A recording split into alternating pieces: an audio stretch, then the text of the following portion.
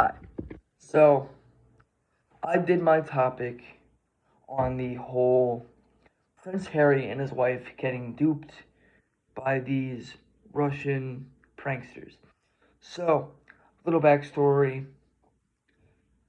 Queen Elizabeth, who is on the throne right now for the British monarchy, her grandson, Harry, um, is like eighth in line for the throne, and that's fine, right?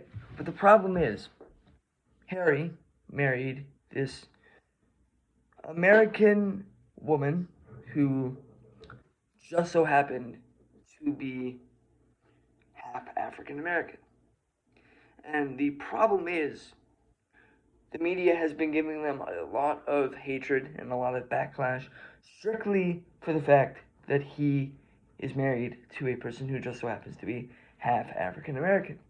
So naturally, the couple decides to put their family first and secede from the British monarchy completely. And they end up moving to Canada.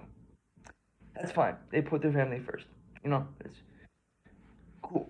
But the couple ends up getting a call from these Russian pranksters who are claiming to be a very well known 16-year-old Australian environmentalist who is by the name of Greta Thunberg.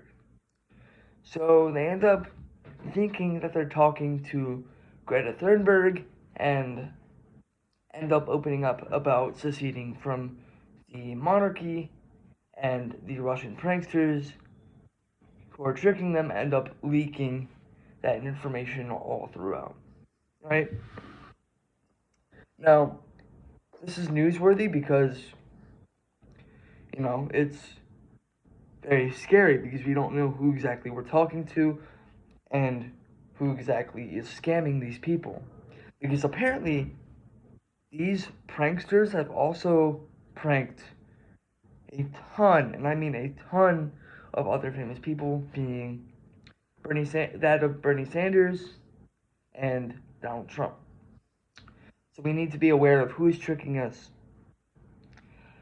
and why this is happening. And this article is newsworthy because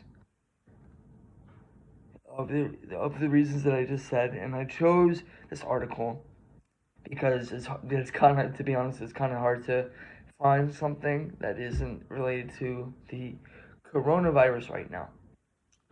And it's kind of like a nice breath of fresh air. So, I don't think this is any bias in this article because it's just strictly stating facts, and there's no, like, I think and they think, except for like the whole racism part, but I don't feel like that's really biased because, again, people are being racist to them. That's just a fact. So, that's the article. And as for the remote learning, it's it's all right. I mean, it's not really sustainable for a long period of time, but it is what it is right now, and it's kind of hard to learn like I'm still learning, but it's kind of hard to like learn effectively without a teacher in the room. So there's that. Um, a pro is that there isn't as much work because the schoolwork kind of is the homework. But a con is, like I said, there's no like direct learning experience, and I feel like that's more effective than what's been going on. So those are the pros and cons of the remote learning. And I think what teachers are doing now is fine. Um, except for like the live learning, I feel like teachers should be doing a lot more of that. But other than that, I think it's going fine. It's not really an ideal situation, but it's doable, and I feel like that's the most important thing right now, besides like people's health. So yeah, that's all I have to say for now.